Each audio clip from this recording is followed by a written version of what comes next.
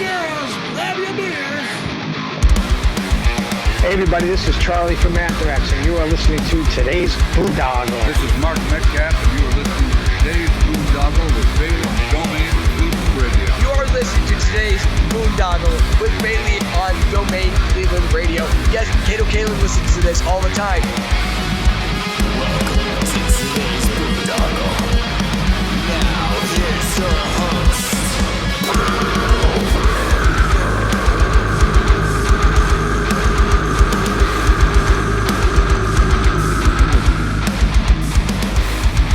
I am Monty Heath, so one Heath, and you are listening to today's Boondoggle. Hey, what's up? It's John from Skillet, and you are listening to today's Boondoggle on Domain Cleveland Radio. Fasten your seatbelts.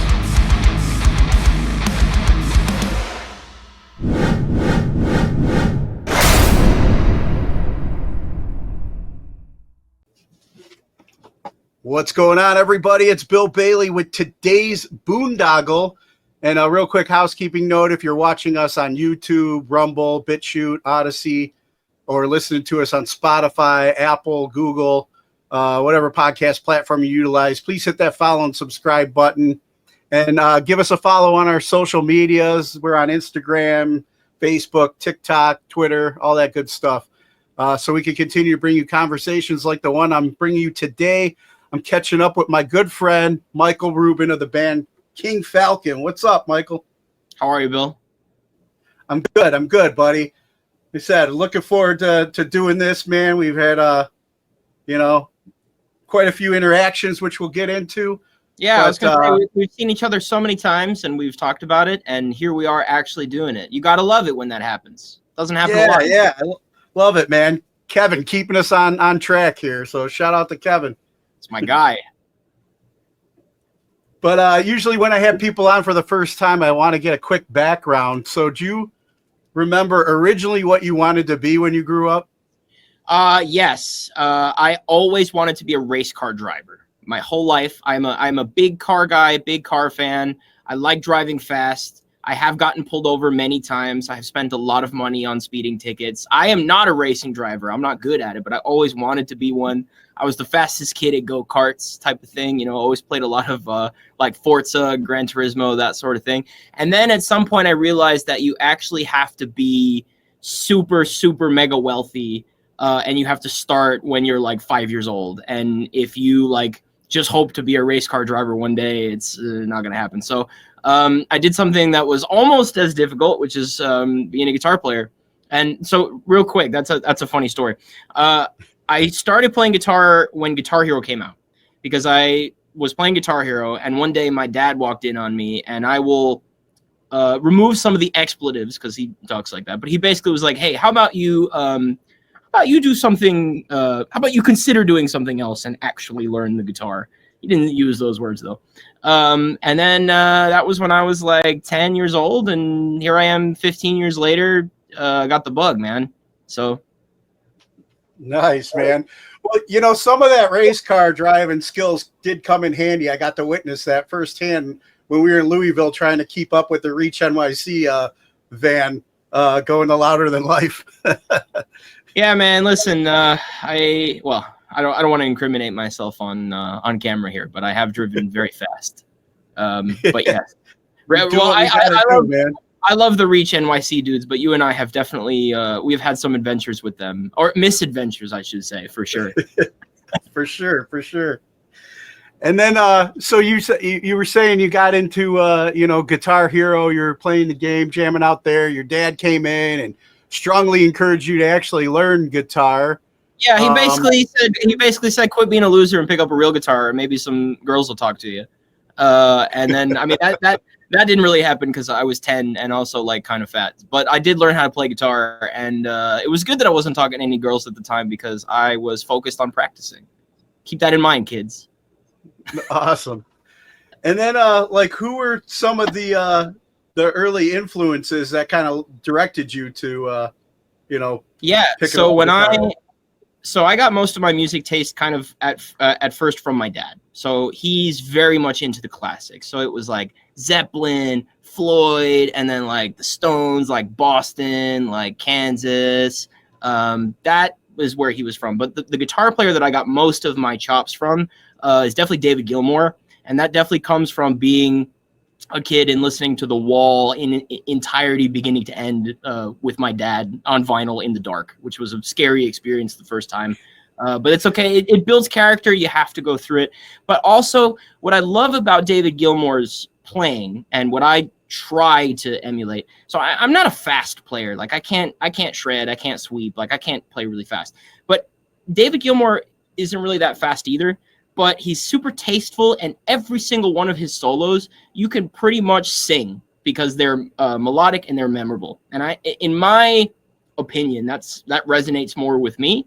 So I definitely tried to adopt that element into my playing as well. Also, lots of use of bending, just his phrasing and stuff is really, really great. As I got more into music, I had a brief like prog rock phase. So I was into like Zappa and not that Floyd is not prog rock, but I mean like real prog rock, like stuff that's really, really complicated. Zappa's like the pinnacle of that, Alan Holdsworth kind of thing. But that being a songwriter is tough because none of that stuff is on the radio and it's not hooky and it's not very melodic. It's more about just like how far can we push the instrument? Guys like Guthrie Govan and stuff that you never hear on the radio, but everybody knows that they're amazing players, like Eric Johnson, So then the first band that brought me back out of the nerd stuff was probably Tame Impala. And that's when I started talking to chicks, is like when that happened. It all kind of coincided. But no, Kevin Parker, I think was just such a genius. Well, he still is. He's young. But particularly with Currents, because it was a pop album that had alternative stylings and also like super progressive arrangements and stuff that you've never heard before. And that's when I was like, wait a second, this is really, really cool. And that was kind of when King Falcon started as well. So the last band that I played with, which has a terrible name, it's called the Inoculated Canaries, was very much like a bar band. And I think as soon as my adult brain formed and my taste sort of matured, that's when King Falcon happened. And Tame Impala was actually a big part of that. I don't remember how I got talking about this. We're just talking about music, but yeah, you're jumping ahead on my question here, man. Oh, dude, I'm sorry. I'm just over here yapping. I had a Celsius this morning. That's not a plug for them, but we do drink a lot of that on the road. And you know what? They be putting a lot of caffeine in that. There's a reason it says don't drink more than 2 on the bottle or on the can. Exactly. Yeah, but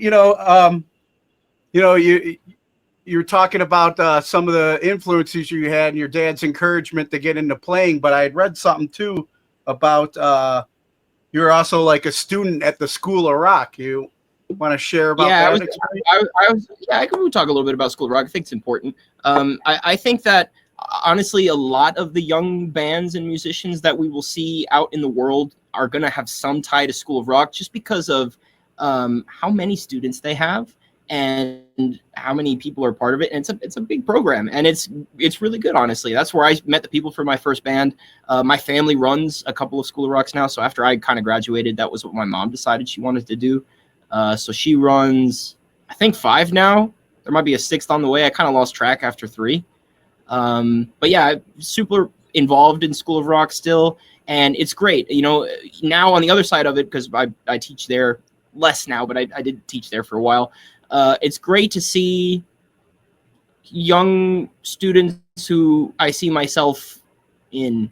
Like I had a couple students who come in and they're like 14, 15, and then you work with them for 3 years, and like one of them's endorsed by Gibson now, another one's on tour. Like they're kind of going that same route that I went on, and it's cool for me to see that. And I think about my teachers and stuff that kind of pass that down. So it's all, I don't know, it's a great community, and I think the more time goes by, the more we're going to see its influence. And I think we're already seeing it. I mean, all the rock that's coming back, like Dirty Honey and like Greta Van Fleet and all those kind of bands, I think, the Struts, I think a lot of their fan base are School of Rock kids.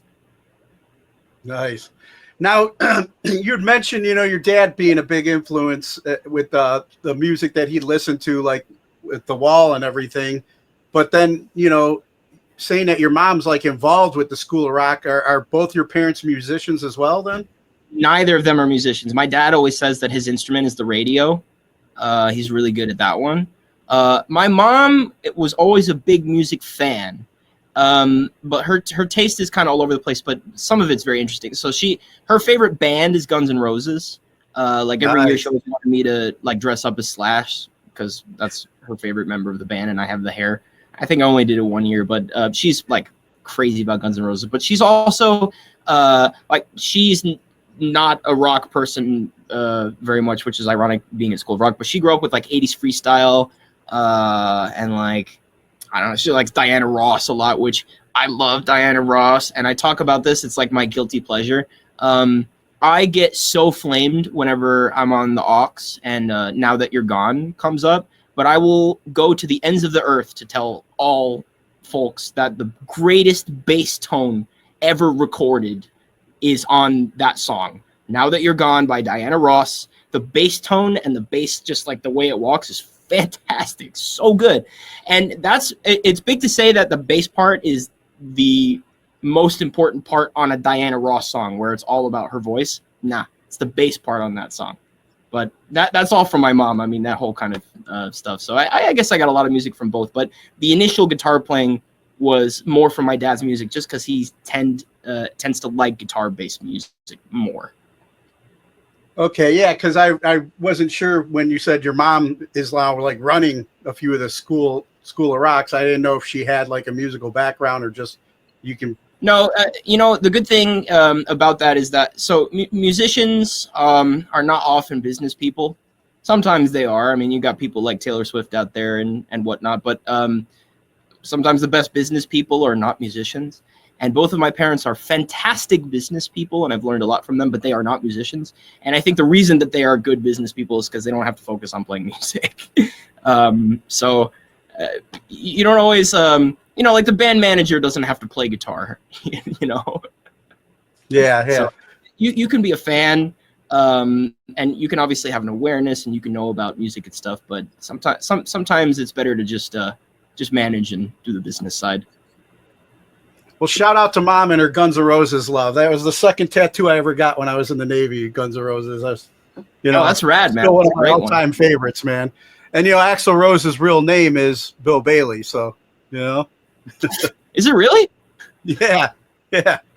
I did. This is me. I did not know that. I didn't know his real name. It's crazy. Yeah, so sometime down the line, we're going to run into each other at a family reunion. I know it. I just know it. I'm part of a Facebook group of people with the name Michael Rubin, but I'm not the most famous Michael Rubin. There's a billionaire. I think he was the CEO of like Fanatics or something. But it's real cool when you Google Mike Rubin net worth and it says like 10 billion. It's not me, but like it's aspirational. Yeah. You're wondering why you're getting all these like supermodels hitting you up for dates and stuff. Just like, hey man, it must be the hair and the guitar playing.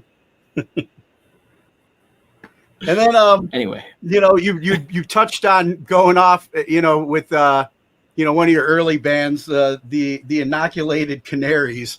Yeah, that was. Tell me a little bit about that, and how you came up with that name. So, I'm 25 now. I started playing music when I was 10, like on my 10th birthday is when I got my guitar.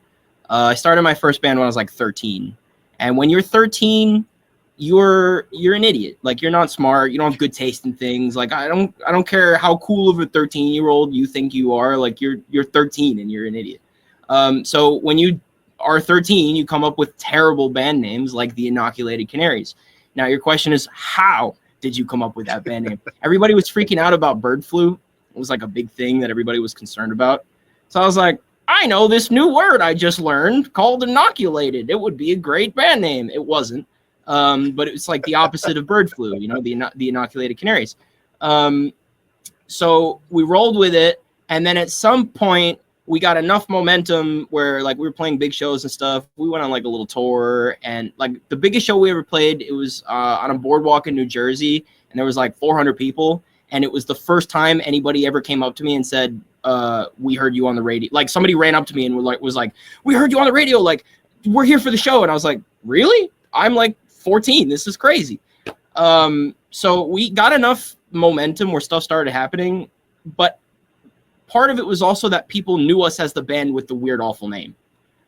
So nobody knew how to spell it, but they knew when they saw our logo, they were like, oh yeah, that's that band, which works up to a point.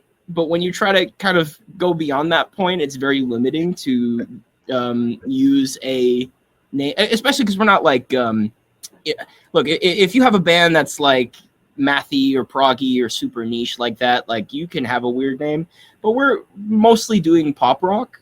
So the name was incongruous with what we were trying to do. So when my taste did develop and I kind of did decide to abandon the Canaries, we picked Falcon because it's a cooler bird and King's a good word.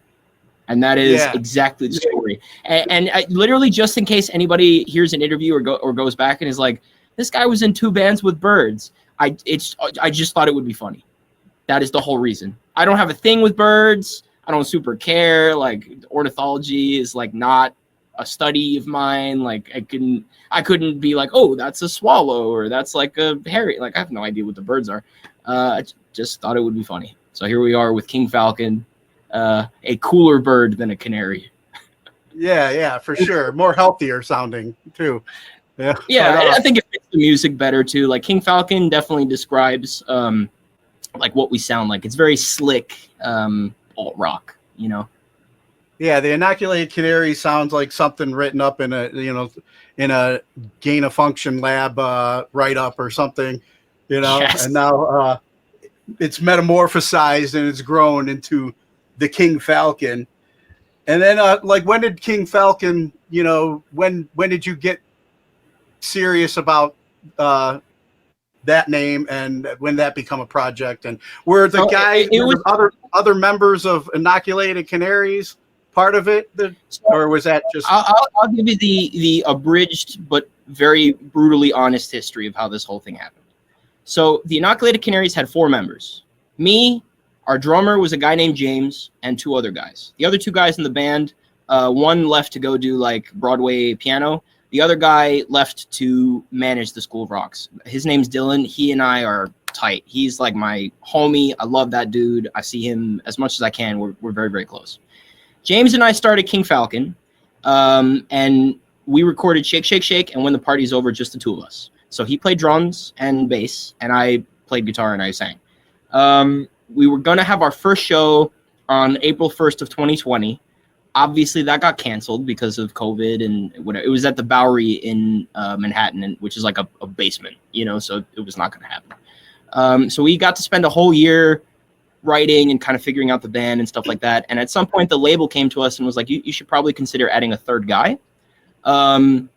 So we added Tom, who we couldn't find a bass player. So James said, screw it, I'll play bass. We added Tom on the drums. And Tom, we had known through working with him at School of Rock for a few years, and you know, we just kind of knew him through the scene. We recorded the record, and then at some point, you know, things happen, life happens. The other 2 guys kind of decided they didn't want to be in the band anymore. So there was a little bit of a restructuring period, and this was sort of at the beginning of this year. So now it is just me and 3 new guys in the band. And that's kind of how these things go sometimes. I'm not sure what they're up to. I haven't really spoken to them. It wasn't super amicable, but hey, that's all right. It's, you know, being in a band is a little bit like being in a marriage. It's when you get that close and then you separate, it's sometimes tough to reconcile these things. But that's sort of the story of how it happened, I guess. I maybe skipped some parts, but that's kind of just like how the members ended up like this anyway. Being in a band is a big commitment because at some point you're like on the 2nd month of living in a van. You haven't seen your family. You're not really getting paid as much as you'd like to. And like, you know, your like digestive tract is all messed up and like your back hurts from carrying stuff. And you're like, you know what? Maybe this isn't really the life for me. And it's tough because for me, I'm like, I have to die trying. Like, I am either going to keep doing this until my body physically will not let me keep doing this, or I'm not, you know, or nothing. I mean, there is no or. And I think sometimes people like the idea of being a rock star and doing all the cool rock star stuff, but then once the uncomfortable stuff is there, they're like, you know what? I actually could just go get a regular job and not have to do this. And there's a small percentage of us who really commit to being a carny and being like the little clown in the clown car and putting on the show and driving across the country. It's not for everybody. In fact, like I'm not a dad. I don't have kids or anything, but if I did, I would encourage them not to do this. I mean, like I wouldn't wish this on anybody. It's not an easy life. But there are moments where it's really, really worth it. And for me, those are more worth it than all the stuff that's not that fun. And, you know, for some people it's not. So I'll leave it at that. Well, I will say, man, when I got a chance to see you guys the last time you came through the Cleveland area, and you clowns put on a good show. You know? Well, yeah, that was with the new guys, man. So I'm very excited with the new guys in the band. Particularly our drummer. The other two guys I love, but our drummer has an interesting story because he's from India, right? So he came from playing massive, massive shows in India. I'm talking like stadium level stuff. And then he comes to America, and we meet him at an open mic where he's playing for like 3.5 people, but he's blowing everything out of the water. And he comes up to us after the show and he's like, hey, I hear you guys are looking for a band. We let him in, and it's been great ever since then. And the funny thing is, he told me later that we were the first white dudes he met in America. Nice. My guy Dip. I love Dip. I was like, hell yeah, man. He's like, first white guys I meet, and now I'm in a van with you. I was like, it's like that sometimes, man. No, it was a good time, man. A good show. So like going back to originally, like, you know, recording and putting stuff together. You said, you know, your first show was scheduled, and of course got the world shut down and it got canceled. But you guys still managed to, you know, get signed to a label. Yes. Without even somebody seeing you guys live or meeting anybody, just hearing what you created, right? Some of that was our good friend Renee.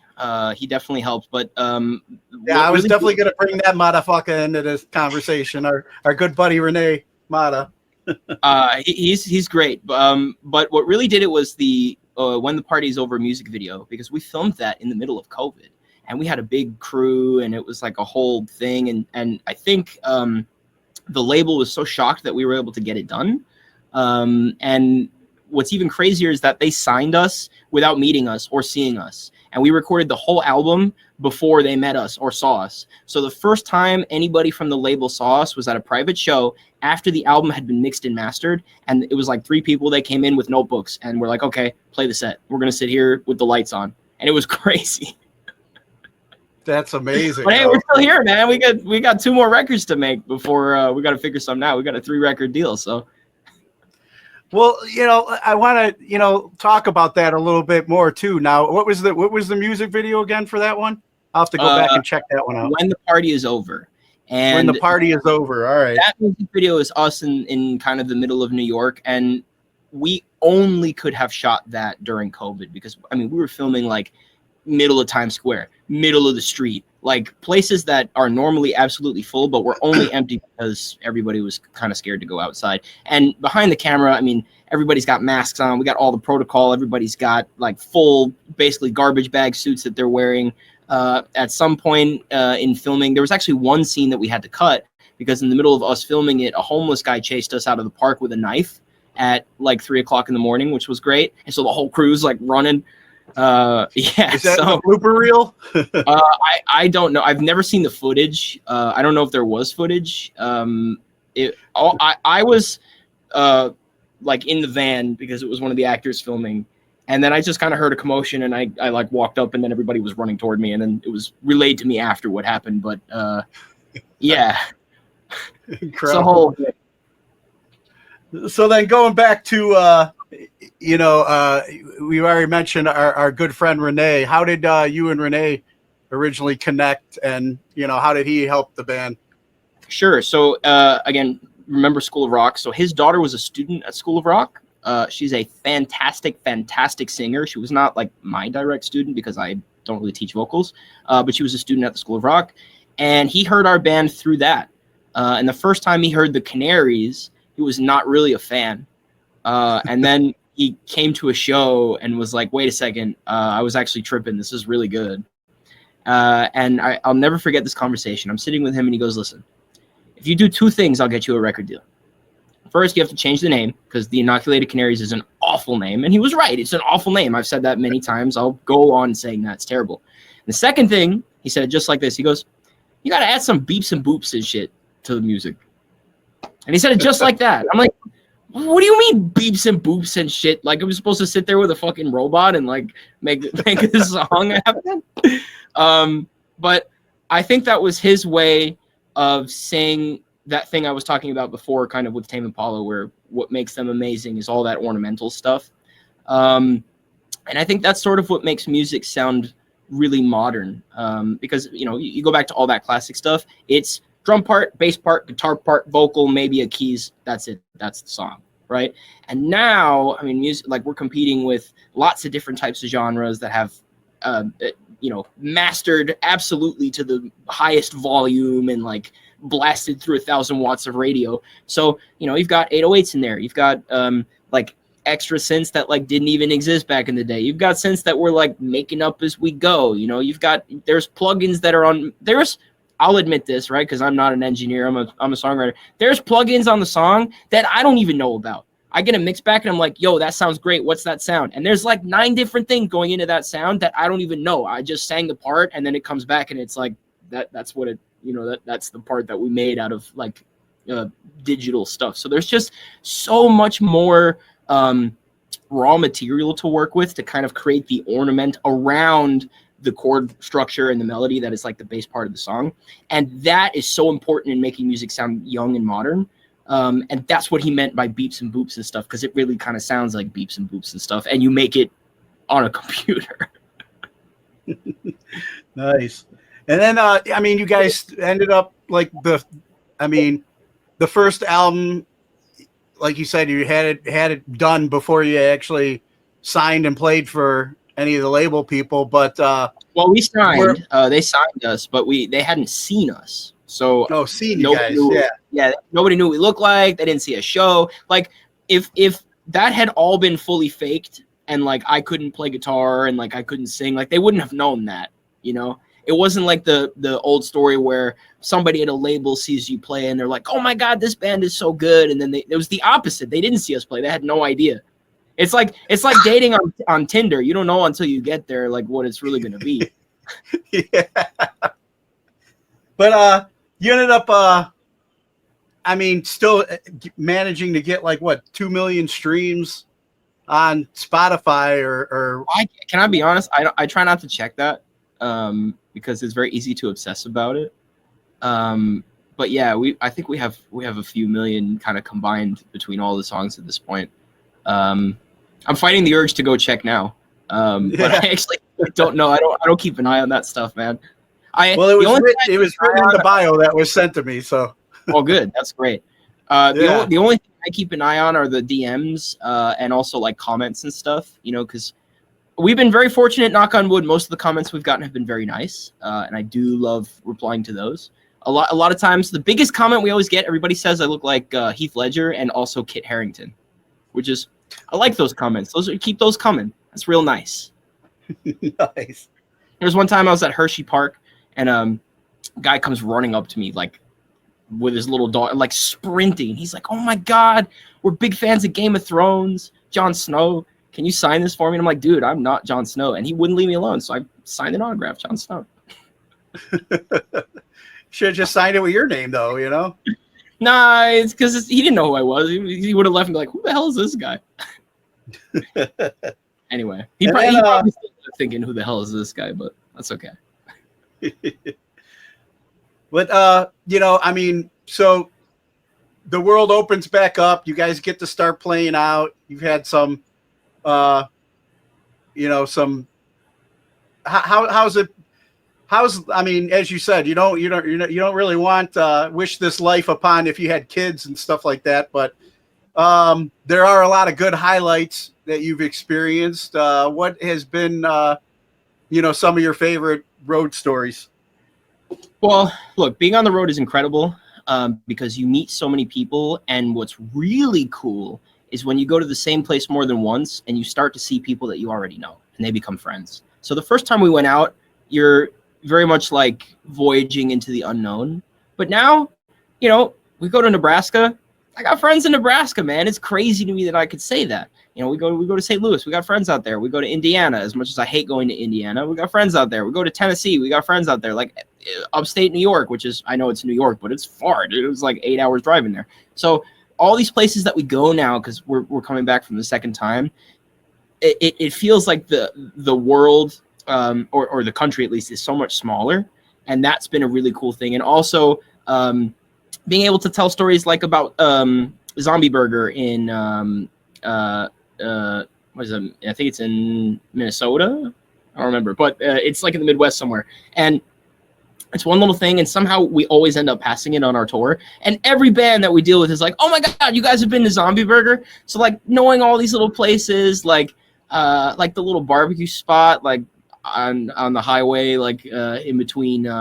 It's in between Indiana and Nashville. We stopped there. It's kind of a long drive, and I don't remember exactly what state we're in. But anyway, all these little things make it so cool, and they're so much more interesting than if it was like, all right, I went to my job today and we had another successful day at being at the job. You know, like I never know what's going to happen next. Even the bad stuff that happens to us, like Indiana, every single time we go to Indiana, something bad happens. I'm scared of Indiana, I swear. But we were driving through because we had a show, and our van broke down. So everybody's asleep. I'm driving 60 miles an hour. I hear a sound. All the diesel comes out of the van. It's underneath, and like we're stuck. So we had to get the thing towed. We had to get a U-Haul so we could tow the trailer to the gig because we got to make it to Cincinnati. Finally, we make it there with like seconds to spare. Then we got to come back and get the van. So like driving all over the middle of the country and all these kind of crazy things, making all of our deadlines by like half a second. But it's so much more exciting, and it feels cool. Like when you actually do it, you're like, man, like nothing is going to stop us. Like we'll be all right out there. And that kind of stuff is really what it's about, you know? And, you know, it's kind of tough being away from family for a long time. It's kind of tough having relationships sort of back home because it's tough to plan your life when this always has to take priority. You know what I mean? It's like, hey, I might miss your birthday if we have a gig, even if I told you the whole year I'm going to be there. You know, so there's a lot of things where this constantly has to take precedent over. But it's so great when it's great that it's worth it. And it's like, I couldn't think of anything I'd rather do, you know, I couldn't think of anything I'd rather do than hang out in Nebraska on a Tuesday afternoon. That's you where know, I'm like you mentioned, you know, all the friends that you made along the way. It's like we became friends down in Louisville, Kentucky, you know, but I live up here in Cleveland, Ohio. So this last time you guys came through, I actually got to see you perform live. You know, before it was just, we were just running around enjoying bands together. And then now I got to see you do your thing. And like I said, man, what an incredible live show. Looking forward to when you guys come back through, I believe January 31st of the new year. You're scheduled to come back through the area, playing Cleveland on the 31st. And then February 1st, you're going to be in Akron, which is closer to my girlfriend's house. So who knows, maybe you'll see me twice. And, you know, I say we're coming over for dinner. We're hanging out. All right, cool. I'll make sure I have everything set, man.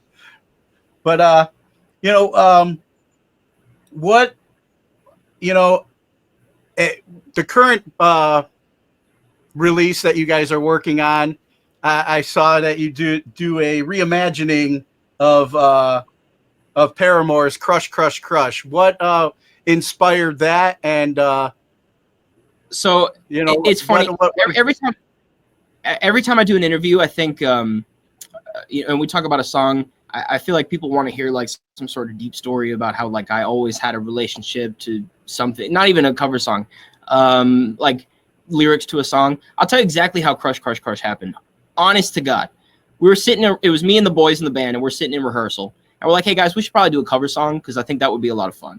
And everybody was like, hey, what's the hardest song that you could sing? Because that would be really funny. Just kind of as a joke. And immediately everybody thought of Paramore. because Haley Williams is an absolute tank of a voice, and they have great songs, and we're similar in sound. I mean, just lots of reasons. But very quickly, I was like, yeah, guys, no way we're gonna do that. Ha ha ha! Like, we'll do something else. And they were like, no, let's try that. So I picked Crush because I like that song, and I tried singing it once, just the chorus, and I nailed it first time. And all the guys were like, wait a second, we're gonna do it. And I was like, oh man, you tell me I'm gonna have to sing this every night at all the gigs now? And they're like, yeah, you're gonna have to sing it. So we did it, and it actually ended up being like one of the songs that kind of pushed me to get better as a vocalist, which is it had the unintended benefit of that for sure. But that's the real reason. It was literally just as simple as everybody's like, how about we make Mike do the hardest thing possible? Because I don't know if I ever told you about this. So I became a singer sort of against my will.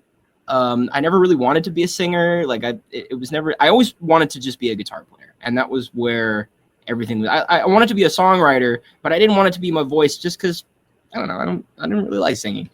But throughout growing up, I was in so many bands where the singer was always such a massive diva, and every time they would leave for like whatever reason, singers always end up leaving, I would have to rewrite all the songs because we'd have a different voice. And I got so sick and tired of doing this that at some point I was like, you know what? I will just sing because I'm not going anywhere. Very much like I've said to you a couple of times, like I'm going to die trying doing this.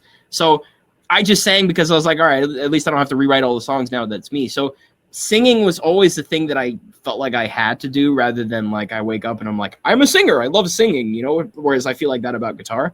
But with King Falcon, and sort of as my songwriting has grown, it has been a thing that I've had to focus on more, because especially melodically, sometimes I think about something that's just a little bit outside of my own capability, and I got to go practice so I can actually do it every single night. But yeah, so that's kind of how we got to Crush. Also, again, I'm a big Paramore fan. Paramore's cool. Nice. And then like you guys have been working with like Skid Mills, a Grammy award winning producer. How did that relationship come together? Skid's the man. So I met Skid through King Falcon was supposed to go on tour with Saving Abel, if you know that band. So that tour ended up getting canceled, but I stayed very close with the lead singer Jared from Saving Abel. So when they went on tour again, we kind of had our own shows elsewhere, but I hopped in actually as like a fill-in guitar player for Saving Abel, so I played a few shows with them. So I got really close with Jared. And Jared is actually the one who introduced me to Skid, because Skid produced all the Saving Abel records. So we did a couple writes together. Skid and I know each other. He's a great dude, super cool. He also built his own studio. I know a lot of guys built his own studio, but he has like, his is like really designed with like asymmetrical wood pieces everywhere, and it looks like it's sculpted. Like, he's very particular about all the details, which is a good quality to have in a guy who's working on your music. And also I just like Skid. He's just a really honest and nice guy, and that's important. It's gotta mean something, right? Yeah, for sure. And then going back to some of your earlier work, one song that I'm a big fan of is Everybody's Down. I was watching the music video, and I enjoyed the silhouettes and the way that video was put together. But there was a lot of it felt like being vulnerable, I guess, in the songwriting. You care talking about the message behind that song? Yeah, so Everybody's Down is a song about doing something that everybody tells you is a bad idea. So, I mean, in my case, obviously, it's being a musician, and, all of the bad things that come with that, like, being underpaid and sleeping in a van, and, not being taken seriously until you get to a certain point. Like, people ask you what you do, you're like, well, I'm a musician. They're like, cool, but like, what's your job? You're like, no, I'm a musician. A lot of that kind of stuff. So it's a song sort of about being put down in that way, but still finding your own and finding your own kind of place and your own confidence. And everybody's down, but everything's coming back around. That's where that comes back in. It does come back around. that's the premise of the song. Nice. And then I was checking out the Instagram. Obviously, you know your guitars pretty well. I saw the video with the Fender Jazz Masters. Now, were those all yours? Or Yeah, those are all my guitars. That whole wall behind me is mine. So I'm a huge guitar nerd. Also, financially irresponsible when I do have money. So I always tell people I don't have savings. I have things that I could sell. And those things that I could sell are guitars that I've been acquiring for like the last decade.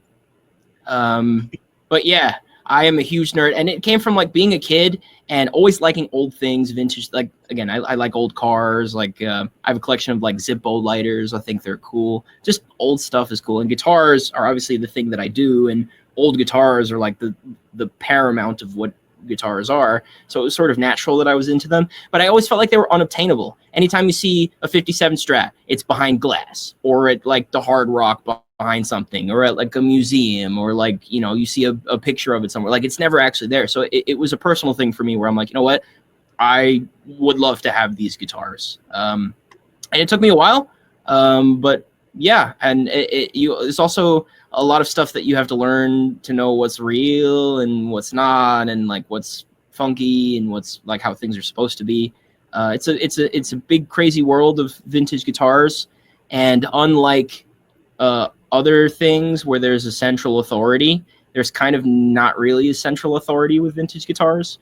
You know, people look to Joe Bonamassa. Joe Bonamassa is a great resource also, but a lot of the resources are also shops, and they're motivated to sell you a guitar sometimes rather than be 100% transparent about what that guitar is. So you do have to learn a lot on your own, and a lot of the information on the internet is outdated, not correct. So it's a tough world to get into for sure. But I love it, and it's something that I'm super interested in, and I think it's important to kind of preserve the old guitars, and I think it's important to actually use them.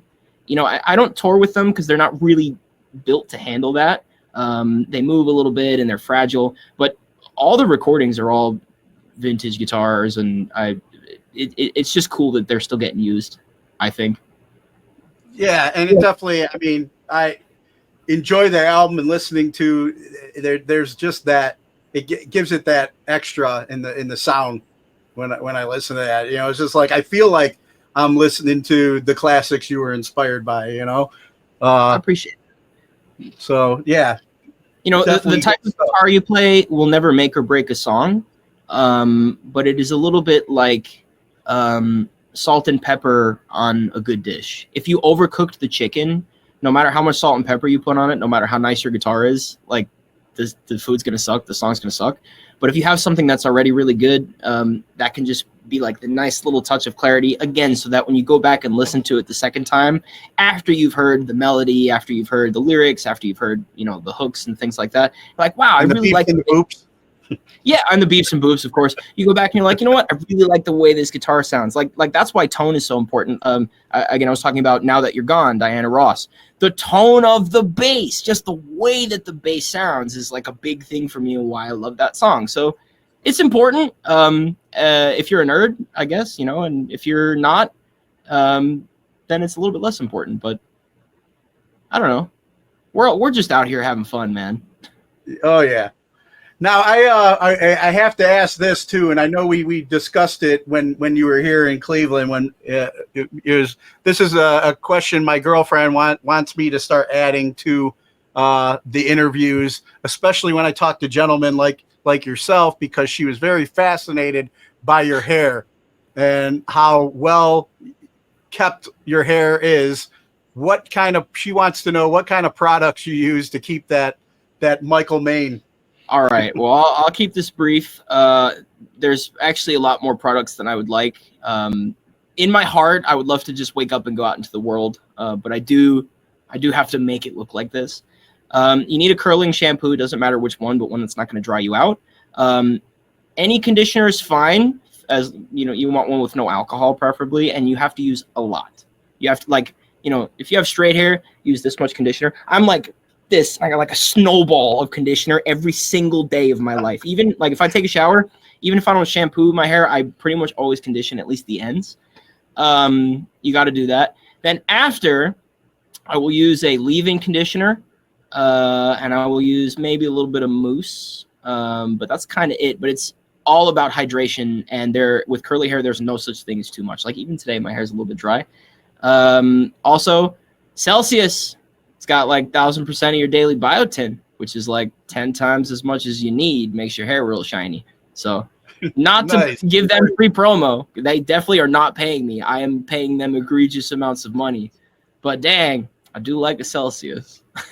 Well, we're gonna have to. I think if the people at Celsius are listening, there's got to be a. I think a. Where's King my Falcon endorsement? Come on, guys. We drink endorsement. cases on the road. That's everybody in the band's off that stuff. You ever see us? We're like buzzing. Celsius.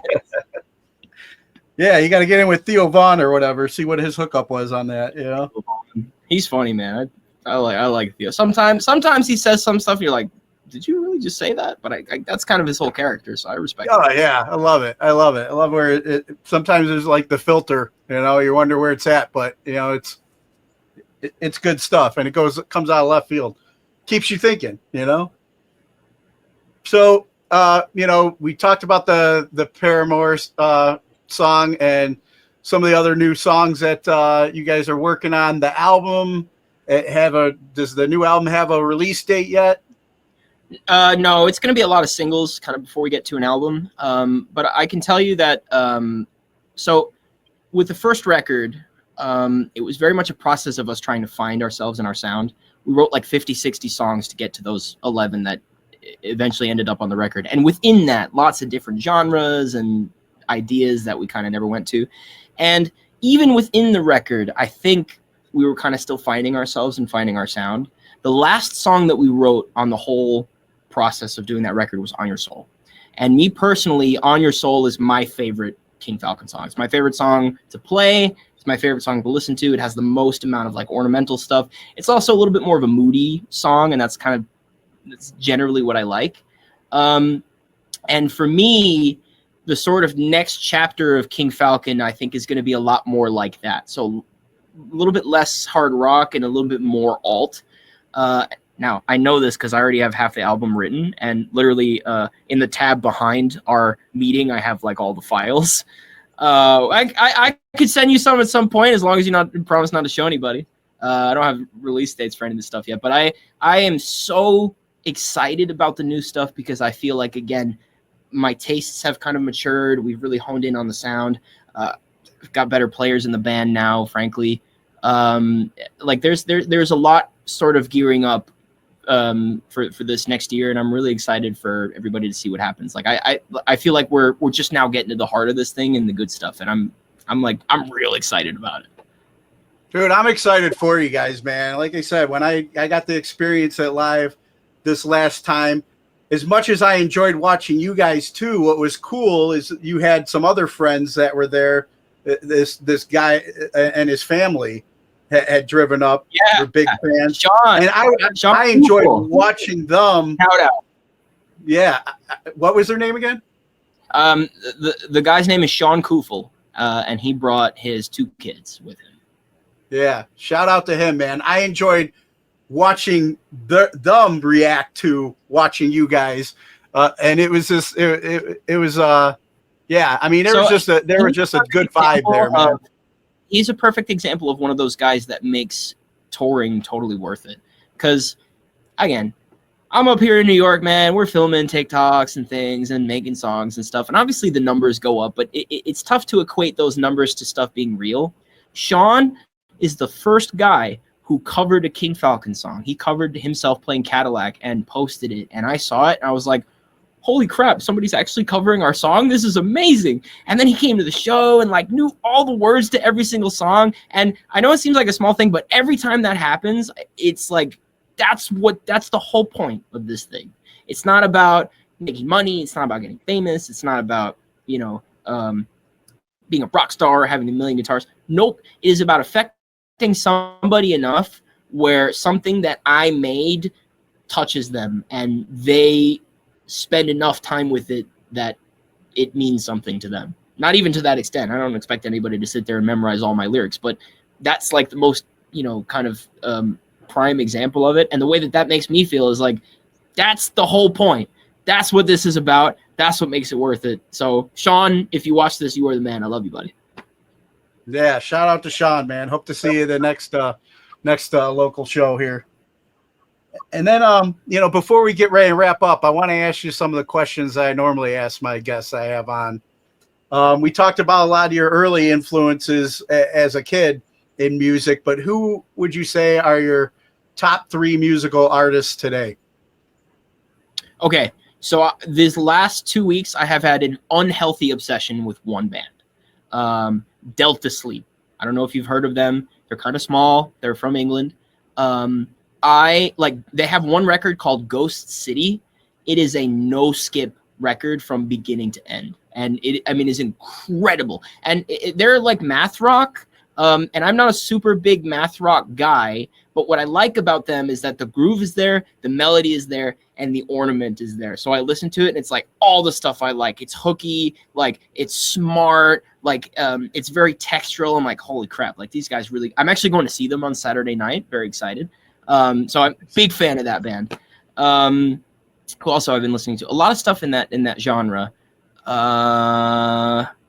Another band that I have been into is Vacations. I've been into Surf Curse. It's another band I've been into.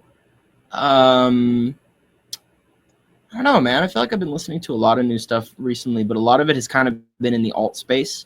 I had a period a few months ago where I went through like a country music phase, which is weird for me because I'm not a country guy, but it was like old country. It was like Waylon Jennings, like Willie Nelson, Fair and Young, like, Gary Stewart, like songs about cheating where there's a slide guitar and I was singing like this with a beer kind of thing, and it's like not like my truck and my jeans kind of country, more like, she been cheating and I'm sad, which is like, you'll always get me with that.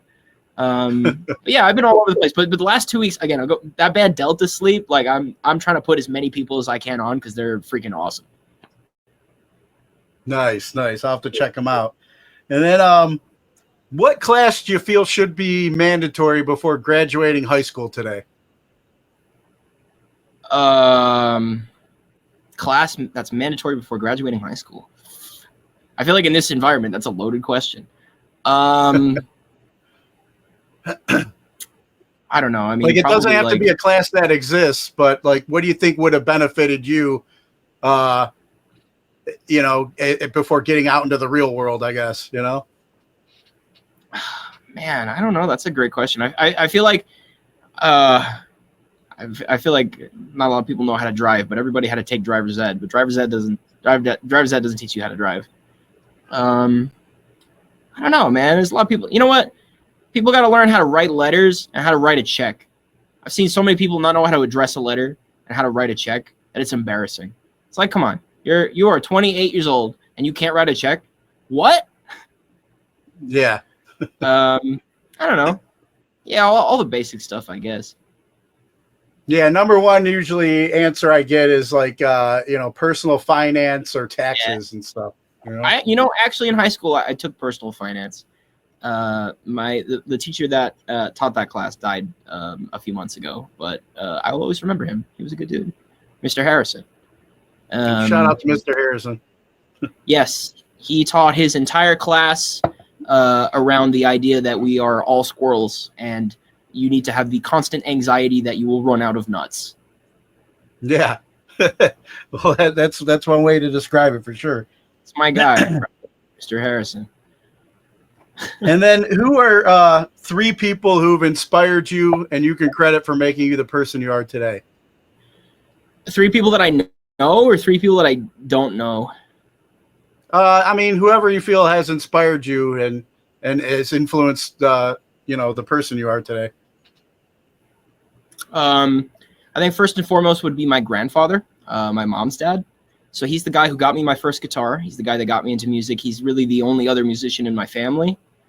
I got a lot of respect for that guy. He's the man.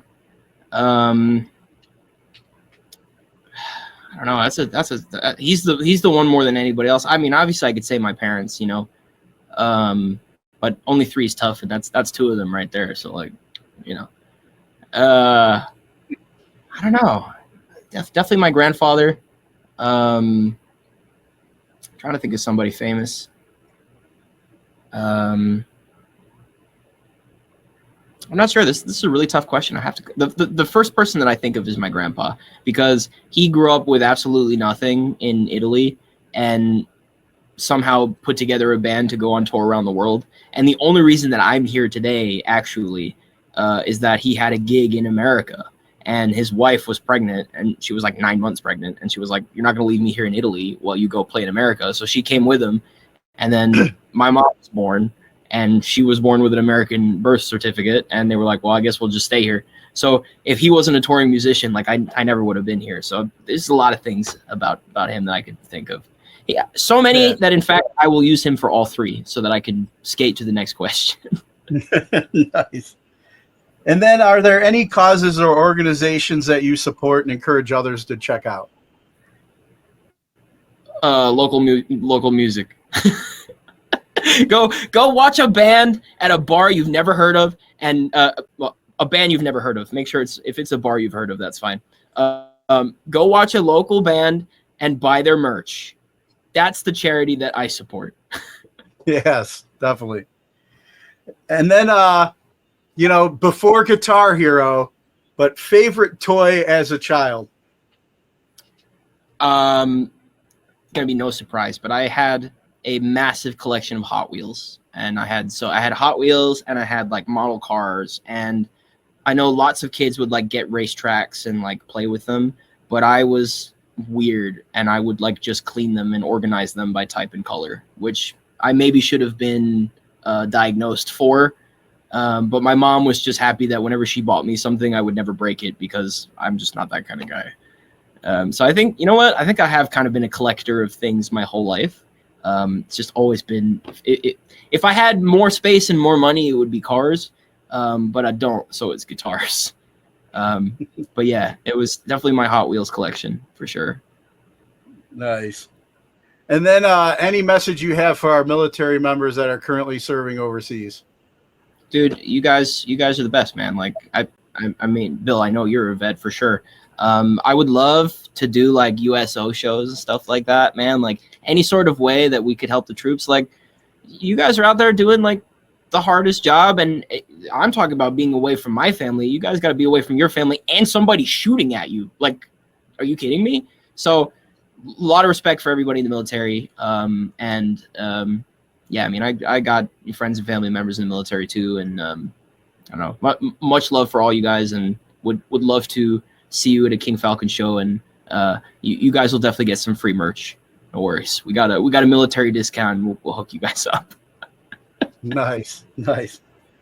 Man, Michael, dude, I'm glad we were able to finally get this done, dude. It was good. It's always good talking to you, but it was good to now document a conversation about you and King Falcon. And yeah, man, I enjoyed our conversation.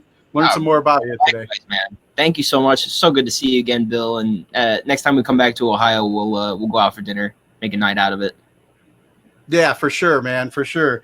And then real quick before I let you go, anybody, well, 2 things. Anybody that's new to hearing about King Falcon and want to support you guys and follow you and come to a show or buy some merch, where would you send them? So it's either going to be really the Instagram or our website. Both are King Falcon Band. Okay, great. And then last favor, you mind cutting a promo ID for the show? Just introduce yourself and whatever you need. Today's Boondoggle. Hey guys, I'm Mike from King Falcon, and you're listening to Today's Boondoggle. Awesome. Mike, man, awesome, dude. Great catching up with you, dude. We'll keep in touch, and I'll see you at the beginning of the new year. Yes, sir. Thank you so much. Be well. All right, you too, buddy. Take care. Bye-bye.